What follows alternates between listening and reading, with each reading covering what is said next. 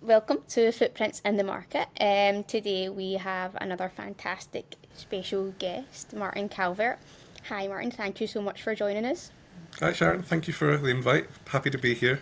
Thank you. So obviously this just goes to show how we're going for the greater good in iGaming market, and we've got two rival agencies on the same podcast just discussing marketing within the iGaming industry and the trends attached to that.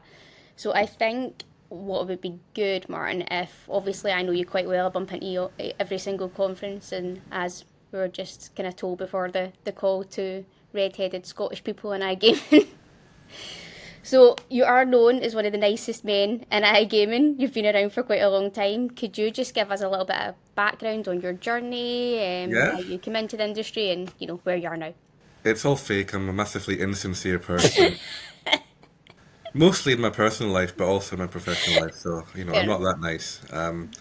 But yeah, certainly been around the block a little bit in terms of iGaming. I guess first was introduced to the industry back in 2016. And, working agency sides, as you know, Sharon, I think iGaming's always been one of the more interesting niches for anybody working agency side. It's the industry that typically values digital. So, that's kind of where I was first introduced to it, 8 years ago now. And I guess before that, my client side work was in technology companies. Some parallels, I guess, when it comes to, the importance of doing marketing initiatives to get inbound leads for the people on the B2B side of the industry. But certainly, the past 8 years built up a lot more knowledge on the B2C side and everything to do with all aspects of the industry, I guess. So have you always been agency side within iGaming then, yeah? Yeah, never been client side in Oh, amazing. iGaming, only done from the agency view of the world, which Okay. I guess it has some downsides in a way because you're not as directly in the mix Yep. as client side marketers are, but on the positive side, you do get a good view of the market and what people are doing, and I think sometimes that's kind of what internal marketers appreciate is they know that you're coming at it from a broader perspective and you can empathize with where they are as well. It's not just you know treating things in isolation. You're able to take a broad view of things and put things in context, and that helps them to do their job better, hopefully. Yeah, 100%. I think if it's all right with you, Martin, I know that ICS, obviously, you're kind of like pretty much full service, but from an SEO perspective and what you guys do in terms of like global and international SEO, I think that's probably something that's going to be really interesting for Yeah, people who yeah. are kind of listening, is there's so many people just trying to launch into emerging markets. So I think it would be good to just focus on that if that was fine. Um, but with ICS in general, obviously you guys kind of specialise in a few different industries like legal, travel, that kind of stuff. hmm How does like iGaming compare, or is there any difference in terms of SEO and how you guys Yeah, I operate because mean, it's age restricted? I think it's a really good question because I think when it comes to SEO, and I guess treating the Google view of the world because that is the most important. Google doesn't treat every industry quite the same, Yeah. and that's partly because the customers within each industry don't all behave in the same way. There's different things that they look for in terms of their threshold for quality. Um, what they see as a good site or a useful site might differ depending on how serious a decision is on if it's for professional services or if it's just an entertainment type search in gaming. And I guess also the international side of it is Google seems more predisposed towards policing and focusing in on English language markets. That's what they're better at doing. Whereas there's all sorts of arcane SEO methods that might be very outdated in UK and US and Canada, but might still have some value in, you know, Norway or Mongolia or some country with a language that is not well understood at Google and other major search engines. So I think it is a bit of a movable feast because you've got the quirks of the industry, Yep. but then when you look at it on an international basis as well, the level of competition differs, so what you need to Yeah. do to compete differs, and then how different SEO methodologies impact things differs as well. Perfect. I think some of that we'll kind of touch on later as well. I know you're kind of talking about the localization of content and, all that kind of stuff, and I think that's a really good, subject to delve into a little bit more. In terms of the clients that you guys are on board on, are you seeing any specific trends within the landscape at the moment in terms of like the geolocations that they're targeting and how they're doing that? Is there anything that's kind of worthwhile noting there? I mean, I think there's some companies that will, I guess they'll kind of bet on the favorite, I suppose. Yeah. They'll and if it looks like the US is the big thing, as it did seem 2 years ago, people will jump into that. Now it seems like Brazil is like the hottest market for the kind of people who are just, not wrongly, but might be following the obvious trend, I suppose. We also have a lot of clients who are much more keen to run their own race, and they're much more forensic about maybe much smaller markets, but ones where they feel that they can really make an impact. So we see people targeting different African countries. We see people targeting South American countries that are not necessarily core to other betting operators or betting affiliates. And certainly when it comes to some countries in the Far East where things might be not as well understood from a European perspective, the people are putting the time in and the work in to really understand what makes a good product for that local audience. What do they need from the sign-up experience? What will support a deposit, basically? So I guess we see two different types of company. Ones that are, again, not necessarily in a bad way, but sort of following the kind of obvious trend and the biggest populations and all of that, and the, where the biggest buzz is. Yep. And others who are much more forensic about smaller, perhaps more eccentric opportunities that might pay off really well for them because they've a greater chance to succeed, but might be a bit risky compared to other options. So what's the best piece of advice you could give like an operator or an affiliate? See if they're looking to target a new geolocation, they've got a solid brand. What would be your best piece of advice to prepare them for that? Yeah, I mean, I think that phrase you mentioned a second ago, solid brand, is really important, and a lot of companies just don't have that. Yeah. You've got some quite old companies who are coasting not necessarily on brand reputation, but just they've had presence for a long time. Yeah. The product isn't particularly good. They're not particularly exciting for players, but they're dependable, they're trustworthy, they're a known entity. And I think sometimes when that type of brand expands into new markets, they think they're going to have all of the benefits of, being an incumbent, which they don't. Yeah. And I think those type of companies, they really need to think, what is their proposition? And that's really difficult, I think, for some of these bigger companies, because they're not used to doing it. So that's a challenge, I think, for those type of companies. But if they can, be honest with themselves and really think, what do I have to offer? And do I need to improve my product before entering a new market? Yeah. Do I need to really better understand what local audiences want right now, but then how that might change in a really quite a short period? I mean, this is what I'm sure you guys have seen as well in newly regulating markets. Mm-hmm. The searches go from things like how to bet safely, how to bet online. There's stuff about the fundamentals of, betting when... And, these are searches from people who are not familiar with offshore bookies, obviously. Yep.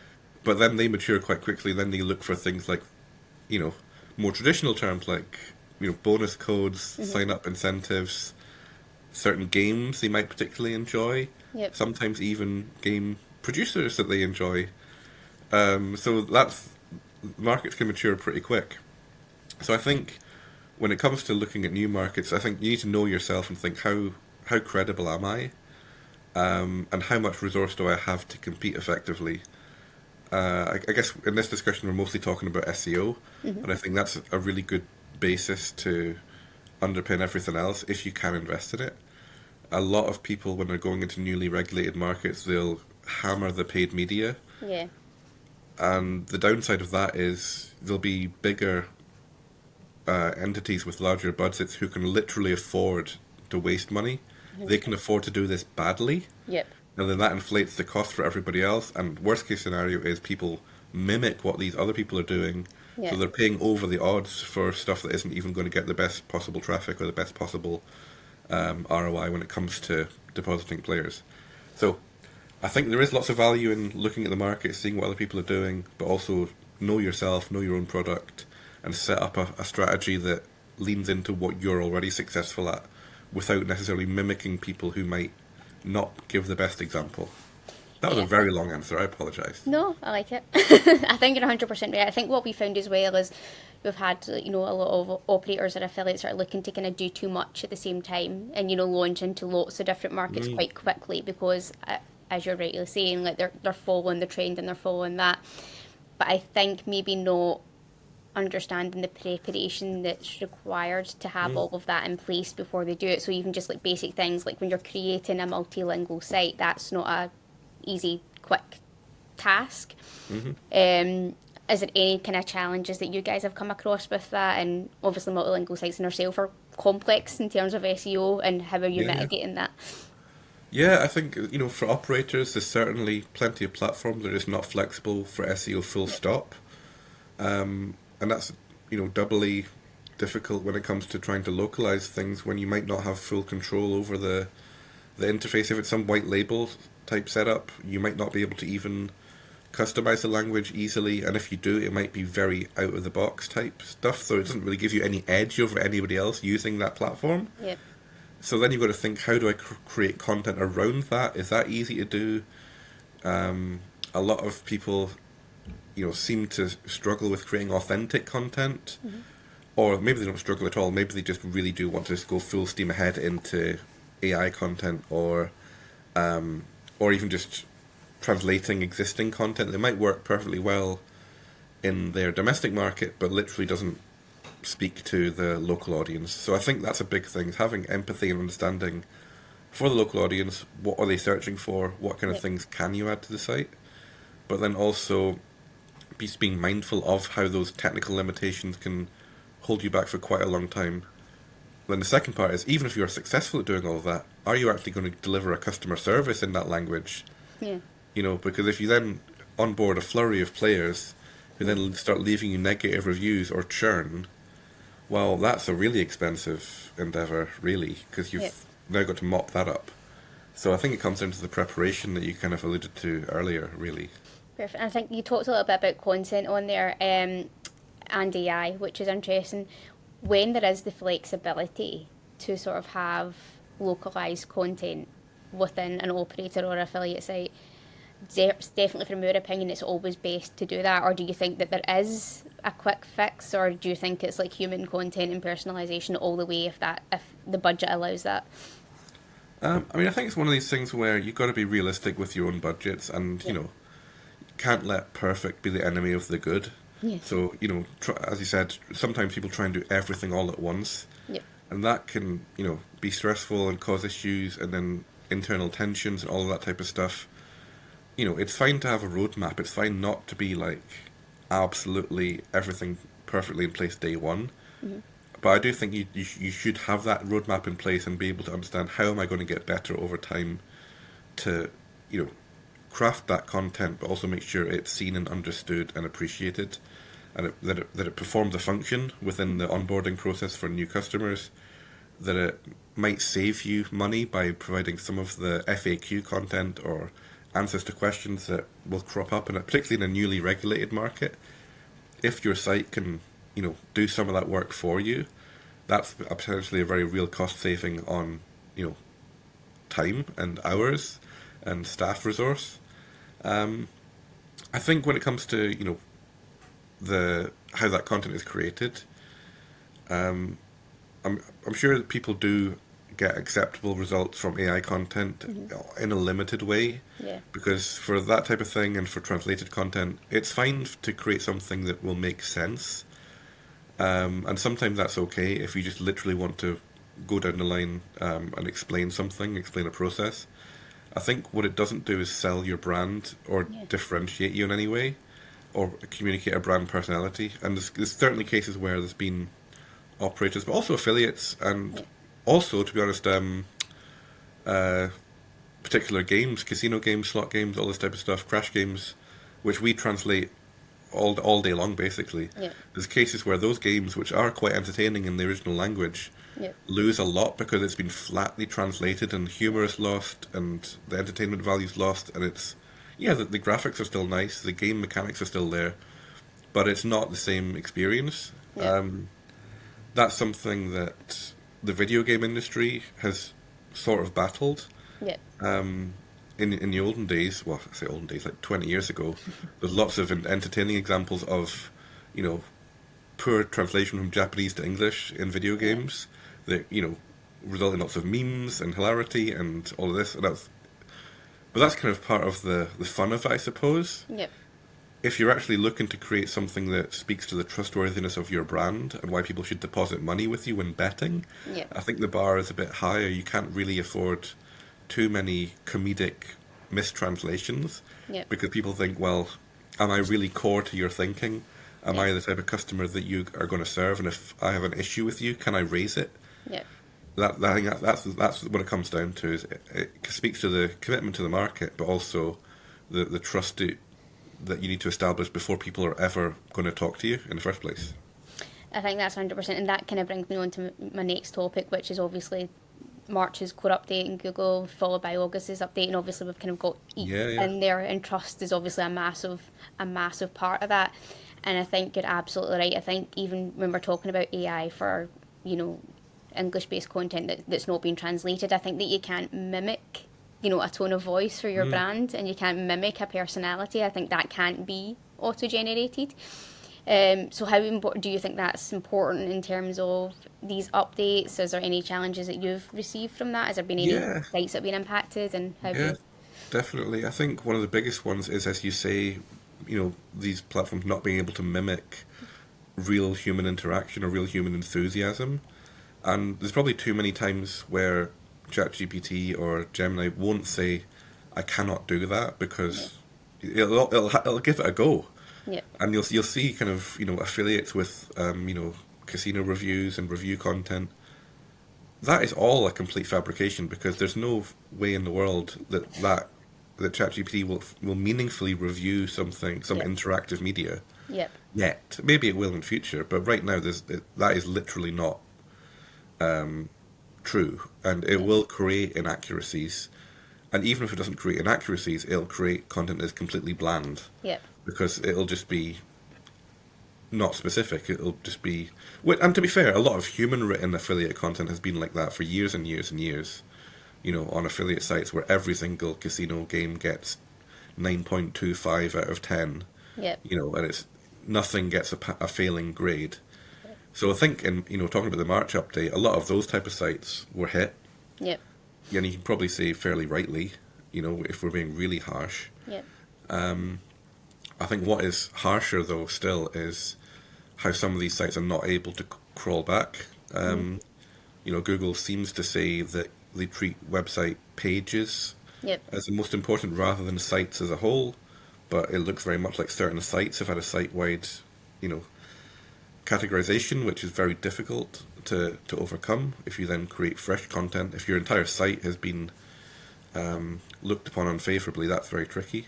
I'd say, I guess, I don't know if you'd agree, but I mean, some of the recent movements in August and I guess coming into this month, it seems like there might be some upward potential for some of those sites that were hurt back in March, but the direction of travel seems to be quite clear in terms of the quality standards. Yep. Even if those quality standards are not fairly applied, you know, we still see, you know, the kind of parasite SEO approach.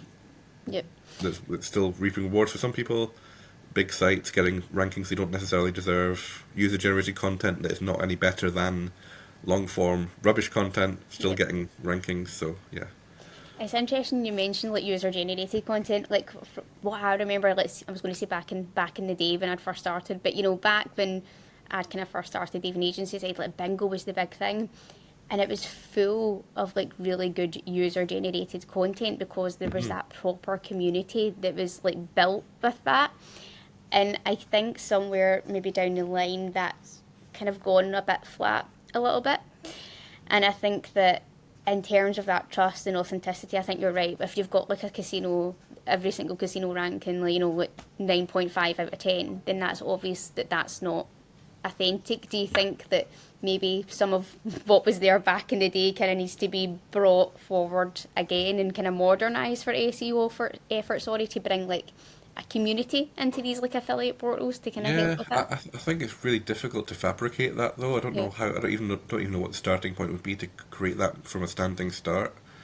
Um, I think bingo is a really good example because that's always had a bit of a community element with the kind of yeah, chat rooms yeah, alongside, and it reflects the offline experience, which yeah, is more social than about the size of the prize. yeah, When I kind of went along with my mum to the bingo as a very young person, nobody was getting too excited about winning £5.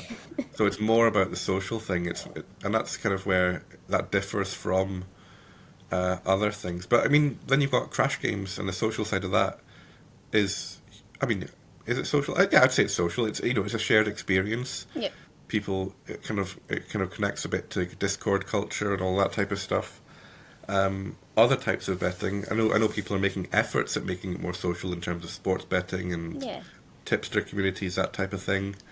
But I think for a mainstream operator or a affiliate site, it's formally just been about reviews and I guess a more broadcast approach to content. I yeah. think that's quite tricky. I don't really know where they would get a start with that. And in terms of obviously touched on earlier about like link building and like when we're kind of assigning budgets for SEO and marketing, that obviously big chunks can go, it can go to that. So how critical are your link acquisition efforts when it comes to the SEO strategies you put in place for your clients? Is it all like budget dependent, or is Yeah, it yeah, I mean, I think there's some elements of this that are objective, some bits that are subjective, because we don't really know precisely how Google sees links. Obviously, if you treat what Google says at face value, any deliberate effort at acquiring links for the purpose of ranking is, quote, a violation of their, quote, spam policies. So that is so far from practical reality in yeah, terms of what actually people do in very mainstream companies outside of gambling, outside of gaming, and also so at odds with practical reality in terms of the type of sites that have a massive position in the market, like some of these big sites that got manual penalties in May, yeah, which feels like part of the reason that can't be dealt with algorithmically is because they have such a massive presence based on density of just content, but also 1 million and 1 billion links over so many years yeah, and being legacy media. So I think links are still intrinsic to rankings, certainly to site discovery, yeah, indexation, all these things that are really important. And in terms of setting a strategy, we would do it based upon what it feels like is needed to compete. So just like everybody else, we can look at different tools and look at the level of competition, the topicality of links, the strength of links using third-party metrics, and sort of form a view, aligning that with what we've already seen in that market about what it might take to compete. And as we said right at the very outset, that might be different in Norway versus yeah. Mongolia versus USA and so on. So it's not like a one-size-fits-all. If there isn't the budget there to accommodate that, we will decline because we don't really want people to get annoyed with us in Yeah, 3 months by us doing half measures. 100%. So we would rather decline work than do something we don't believe is going to make an impact. Do you think that in terms of link acquisition, it's like evolved over the years in terms that it's not just the traditional now, like link purchase, we're just looking at domain rate and just looking at domain authority, and now actually maybe we're looking at more innovative ways to earn links just from like digital PR that Yeah, potentially is more effective. That's actually building the brand and and using SEO as a success as a byproduct of that. Do you think we're getting better at that as an industry? yeah. I think our side of the industry is evolved. This is the subjective part. Is I don't know Yeah, how much Google's weighting of those links has changed over yeah, the years. Maybe if we were all doing digital PR in 2008, it would have been tremendous. I'm just not really sure if the impact has changed all that much, but I think it's unequivocal that the impact is there, and that leans into the EEAT stuff. It leans into the I guess need to take on some of the attributes of being a notable brand, Yep. in the eyes of Google, which does come back to links. And particularly when it comes to gaming, if you're a sports book, you still have the same football games to write about as everybody else. You can't differentiate too much. Same with casino games. People have the very similar games, similar interface, similar keywords sought after. Same for a lot of affiliates. It's very similar content. So it's one way to differentiate and also get some direct traffic if you're lucky. But we've definitely seen, unequivocally, we've seen it visually, how this can affect particularly smaller sites, like affiliate sites. It might have less of an effect on a major operator who may have been picking up media links over time anyway, just because of brand ambassador stuff, or because they're seen as a trustworthy high street brand. So when it comes to, I don't know, let's say betting odds on an election, broadsheets might link to them. They don't see it as promotion of gambling. It's just a well-known brand. But I think definitely it's something that is a really important thing to consider when broadening out your link building strategy and differentiating more generally. You talked about sort of third-party metrics there as well. So see if you were like an affiliate or an operator who wasn't going to maybe like outsource to an agency like ourselves, and they were going to keep it in-house. Is there any trade secrets or advice or tools or softwares that you would recommend that they use so that they could monitor the effectiveness of their campaigns? Yeah. I mean, for the effectiveness of the campaign, I think it all comes down to what's the traffic doing, what rankings am I improving, and what kind of commercial results am I seeing. When it comes to like evaluating the value of links as an indicative metric, I mean, I'm sure there'll be tools that our SEO team use that I'm not aware of, being old and disconnected as I am.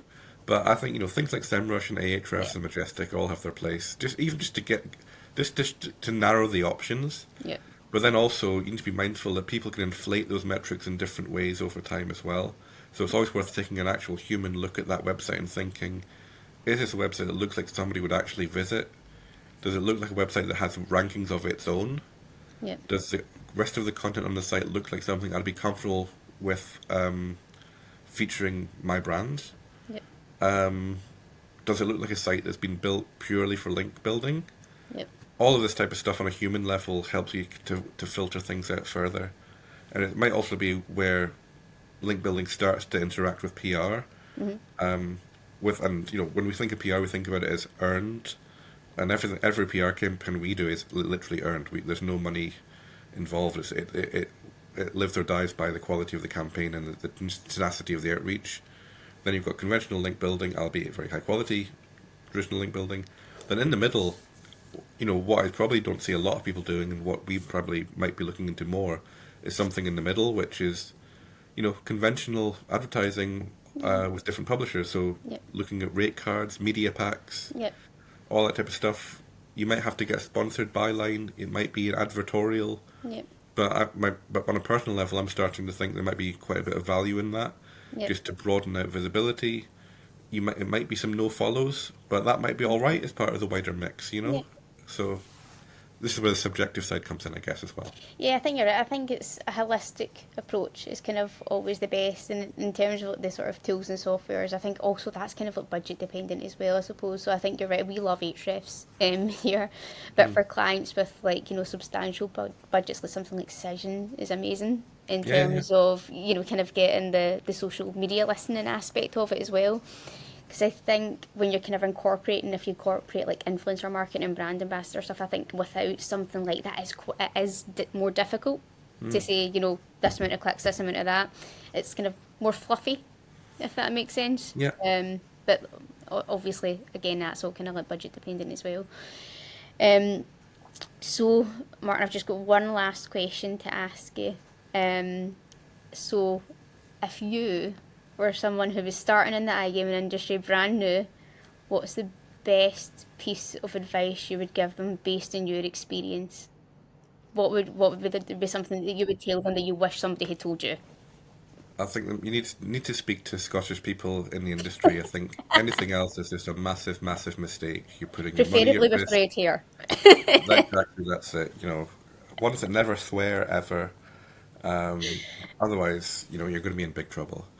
But I think that's the testing best the waters segue ever. initially. You know, I can't tell a lie. But yeah, I think testing the waters, measuring twice and cutting once. So seeing what other people are up to, even if you don't immediately think that everyone else has got it sussed. Every business has their own challenges, things that they're dealing with. Even if they look completely massively successful on the outside, there'll still be stuff that they're struggling with. So don't feel the need to Yeah. mimic any one company, but try and use some of these third-party tools. I think industry conferences as well are pretty useful. We've just finished, SBC Lisbon at the time of recording this. Yeah.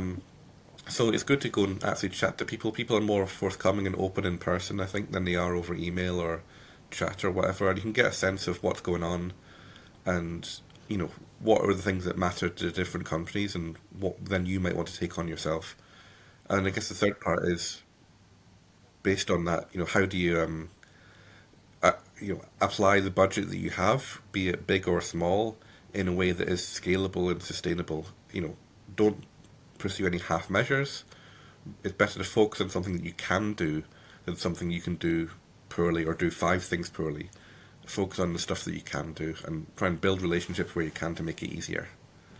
I think you're right. I think we're a very friendly industry in general. So I think you're right. I think like these conferences, they're everybody kind of helps each other anyway. And I think that you're right. I think there's a lot to be gained from that. And I think certainly that was my experience without kind of going to these kind of conferences and meeting people. I think it can be lonely starting out, but I think Yeah, yeah. iGaming's brilliant for that. Yeah, just to validate some of the potential ideas you might have. Yeah. And it's not like anybody else has the complete answer to anything. They definitely don't. But it's only through talking and experiencing, letting it wash over you a bit, that you start to figure out really what are my own opinions on this, because Yeah. I've tested them against other people, and I kind of see where I fit in the grand scheme of things. When everything is hypothetically open to you, that's a difficult position to be in. It's better to actually have something to bounce off of, I suppose. 100%. Perfect. Well, I just wanted to say again a big thank you for coming on. I really, really appreciate it. I think that we've got some really, really great insights for our listeners to take away. So thank you so much for coming on. No, it's my pleasure. Thanks for having me.